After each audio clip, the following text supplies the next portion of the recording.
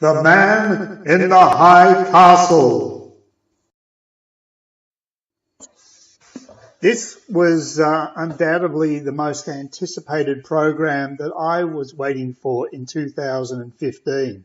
I was absolutely delighted when I discovered that the Philip K. Dick short story had been actually adapted to the small screen by Amazon. Extremely grateful. Also very, very good to see people of the caliber of Ridley Scott were executive producing the pilot episode. So all things look pretty good. So Amazon released the pilot sometime before the actual series was released later in the year. And I was absolutely delighted by it. It wasn't perfect, but it was very, very good. And it looked fantastic. The plot kept moving at a reasonable pace. There was plenty of intrigue. The alternate history line was well drawn out, and the global implications were looked at, and we saw some of the amazing technology that had been produced in 1962 as a consequence of the Nazis and the Japanese defeating the US in the war. It's a bit of a stretch to think that the people in the US in the West Coast, which is now under Japanese occupation, could live pretty normal lives. I mean, given the examples of what happened to the defeated enemies in the Second World War under the Japanese hands, they would have absolutely no honour, the Americans, in the eyes of the Japanese, and they'd be treated like dirt. So that didn't quite gel. Not that the Americans who were under the yoke of Nazi rule in the East Coast would have been living in a bed of roses. Obviously, it would be a fairly authoritarian regime, and I guess things wouldn't have been great, but I presume a lot better than if you're in, say, the Japanese-controlled zone. Given if you're going to extrapolate from the way the Second World War was to this alternate history line, so.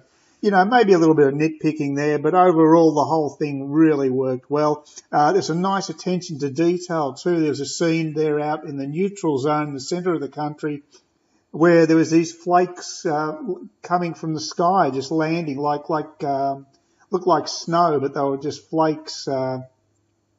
And it was explained by the patrolman to the truck driver that was the incinerators getting rid of all the people who were deemed to be surplus to needs in our society. So the Nazi regime of basically disposing of people who are too old, infirmed, mentally deranged, whatever. That was, like I say, very good attention to detail.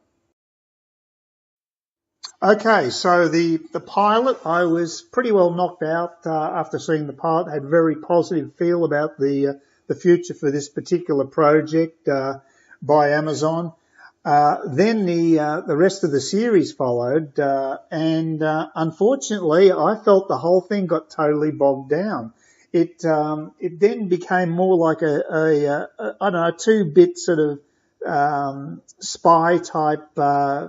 Thriller type story that dragged quite a bit and forgot about this global relevance, how the world would have changed. They actually did have an elderly Hitler at the end of the series, but then again, they made him out to be a pacifist compared to the other Nazi leaders. Now, that seemed a bit of a stretch too, in my opinion. I mean, I've never thought of Hitler as being backward at coming forward when it came to being ruthless. So, that seemed a bit strange. Another thing that was strange was that there was a black guy working openly in the neutral zone. Now, Nazis would just not have allowed that to have occurred unless their racial policies had just changed overnight. These things are important, I think, and they've got to be consistent with your storytelling. But the biggest problem, in my opinion, with the series is just the pacing was terrible. It really was moving at a snail's pace, and and it was chalk and cheese compared to the pilot. The pilot had proper pacing. If only Ridley Scott had been directing as well as executive producing, maybe things would have been better. He wouldn't have put up with that crap, I'm sure. He's a good storyteller.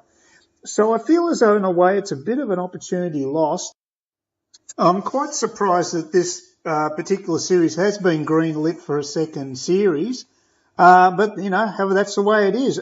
For me, The Man in the High Castle is 2015's biggest disappointment. Sorry.